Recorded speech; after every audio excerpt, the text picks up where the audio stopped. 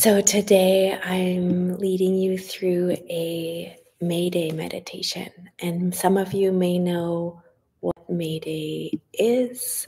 It's coming next week. So we celebrate May Day because 8 men were sentenced to death. And why were they sentenced to death? They stood up against 16-hour workdays. So they were fighting for 8-hour workdays. They were anarchists. They had newspapers. There was like 19 protests. Like it was a huge deal. And when they did die, 600,000 people came to their funeral. And this was in Chicago in the United States in 1886. So I'll read what one of the men said before he died, If you think that by hanging us, you can stamp out the labor movement, the movement from which the downtrodden millions, the toil in misery and want, expect salvation. If this is your opinion, then hang us. Here you will tread on a spark, but there and there, behind you and in front of you and everywhere, flames blaze up. It is a subterranean fire. You cannot put it out. And I love that because their work is still here with us today. And we do have 8-hour work days, some of us. It is a luxury to have 8-hour work days and breaks and weekends.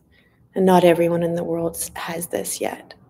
So today we'll look at how capitalism shapes not only like outside us, but also in us, the conditioning inside us. So let's get comfortable and we'll start the meditation.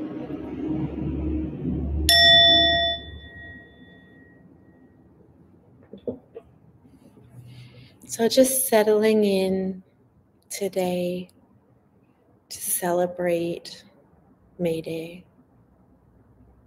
whatever your relationship to work is.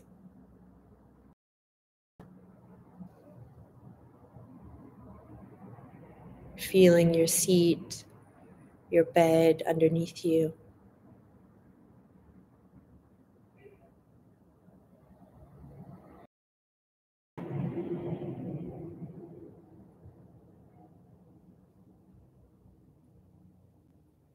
And connecting to all those across the world who have a similar relationship to work, to you, as you.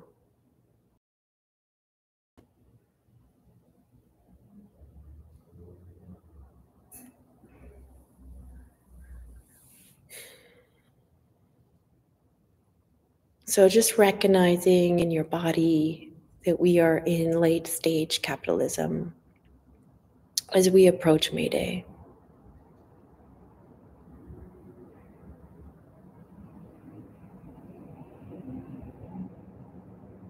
Notice how your breathing is.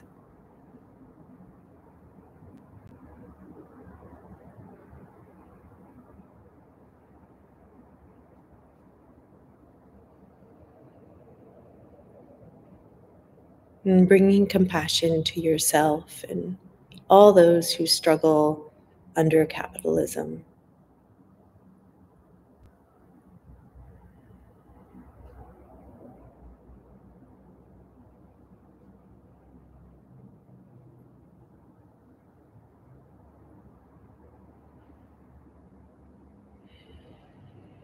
Letting relief come on the out breath.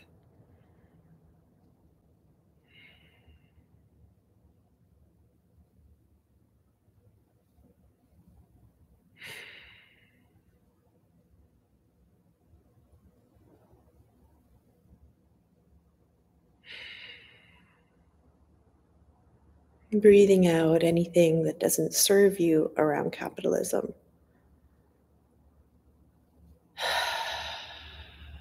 It could be a big sigh, big breath.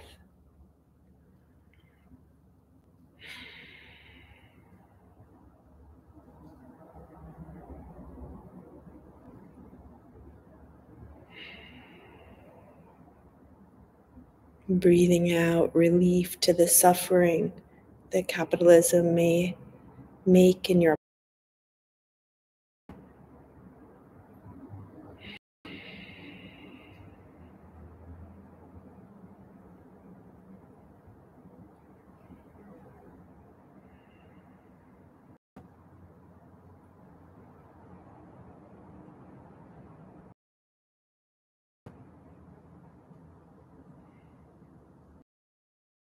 knowing that sometimes our thoughts about capitalism aren't even our own. They're other people's, the government.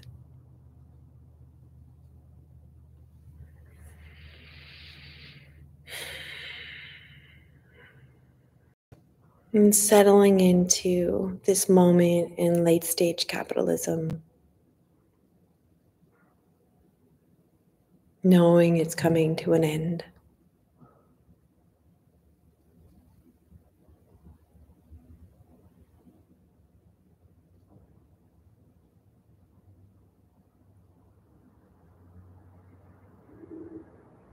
And the relief of that, and the curiosity for what will come next.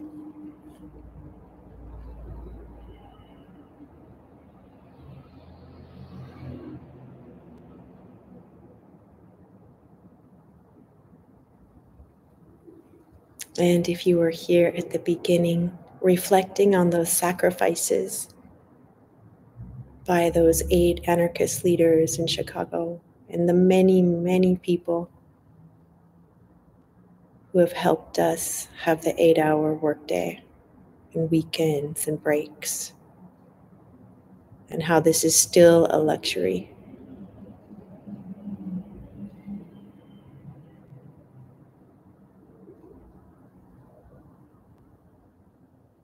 And how in the past humans had a lot more time for leisure, love, and family.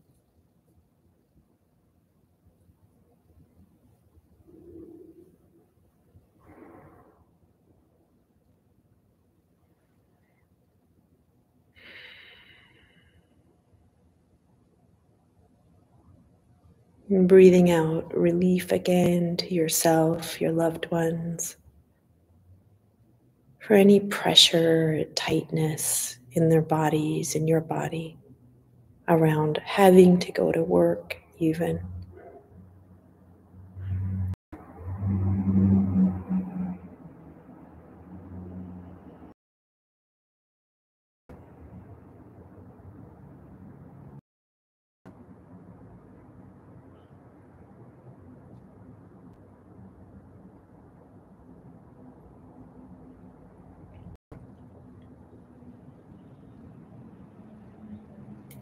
Just noticing what sensations are there as we talk about work, capitalism.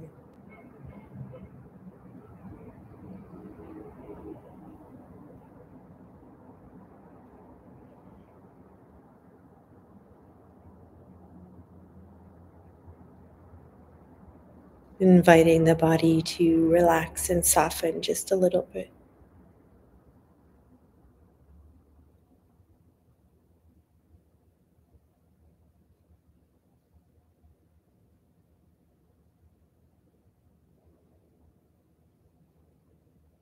And if it's not possible, just mindfully moving the body a tiny bit. If you're in the freeze of capitalism.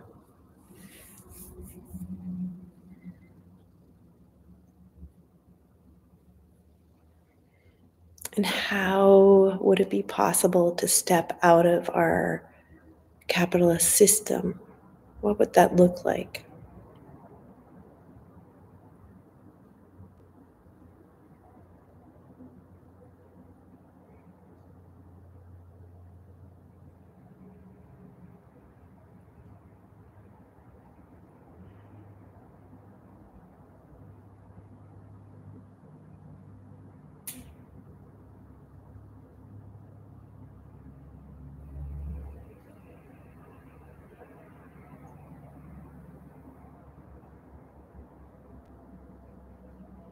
And what other forms of wealth are there?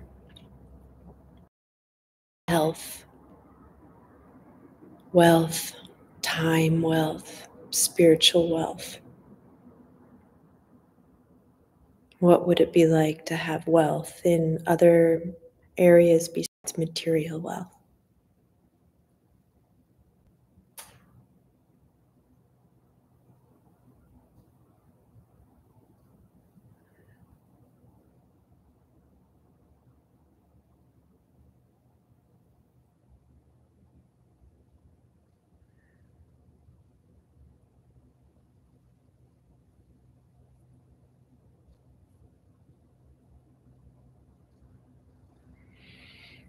Capitalism is a spell that many of us live under. What would it be like to reclaim our lives and live in alignment to the things that truly matter to us?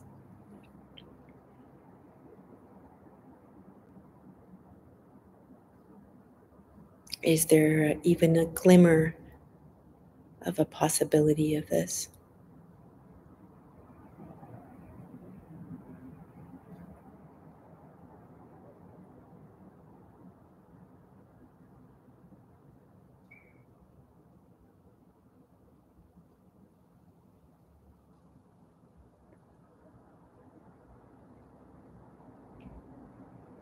And what if we let go of the burdens of the constant productivity and consumption of capitalism?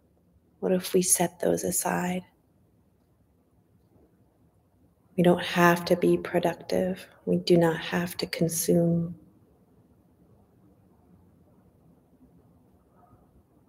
Or maybe less.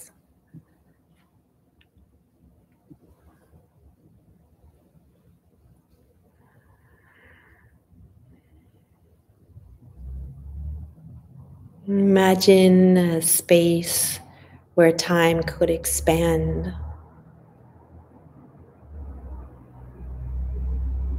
You had an abundance of time.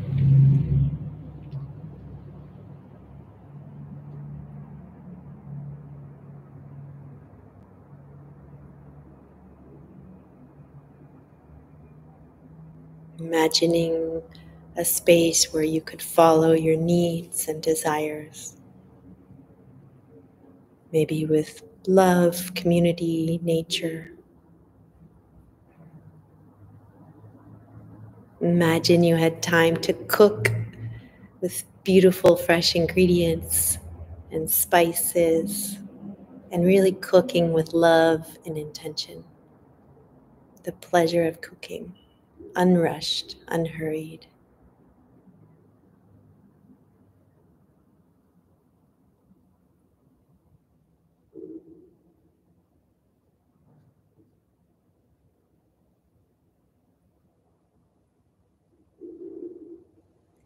And imagining being intimate with someone, also unrushed, unhurried, feeling into a deep connection and passion. Sometimes capitalism takes away our time to love.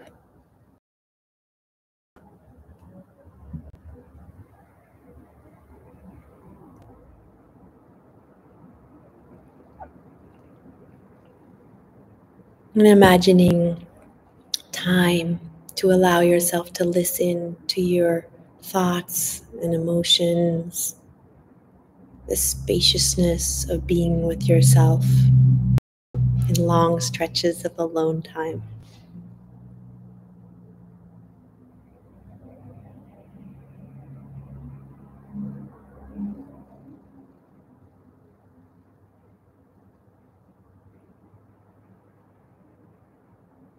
And imagining lots of time to be with communities that you love, with curiosity and openness,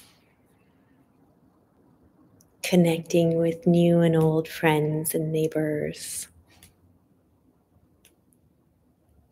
meeting strangers with more space for kindness and solidarity.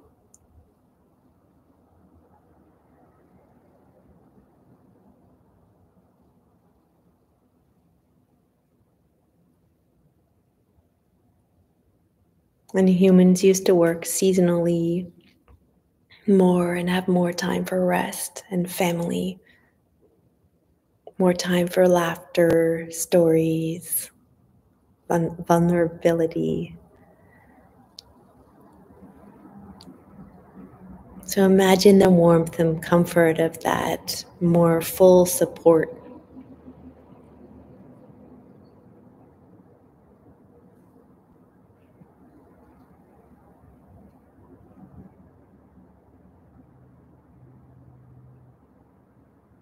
And after the fall of capitalism, we'll have more time to heal, more time to know ourselves, more time for compassion.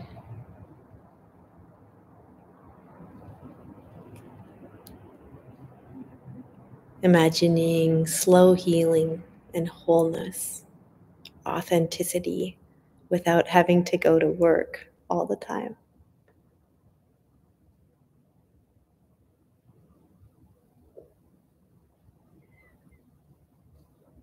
So, breathing deeply, feeling into this possibility of liberation.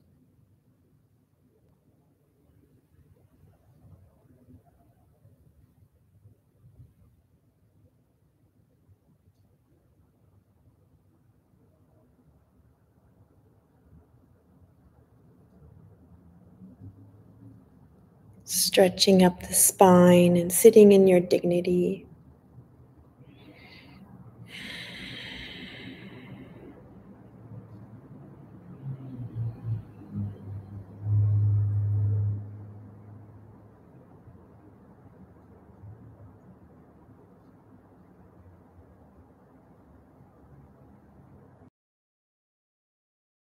Allowing the breath to breathe you.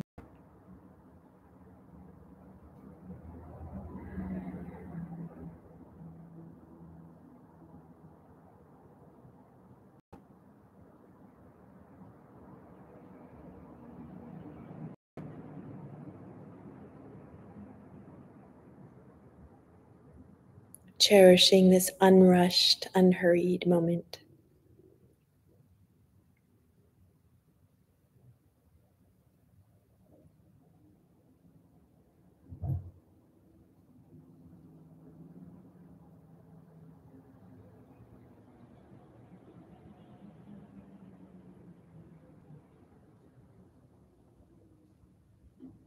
Slowing time down and reclaiming your time is a radical act against capitalism, full of self-love and resilience and resistance.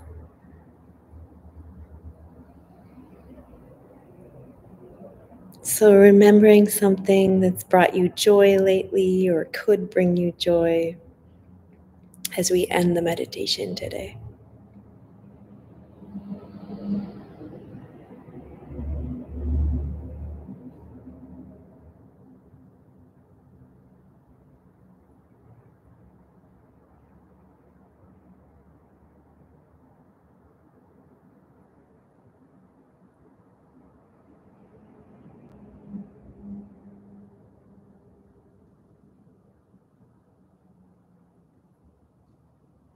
What are the sensations of this person, place, or thing that brings you joy?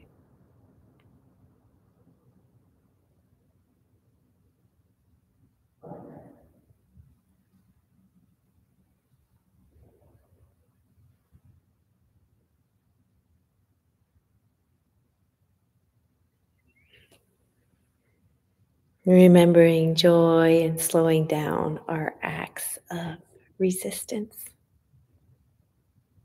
So you can slowly start to sway or stretch, and I'm going to ring the bell.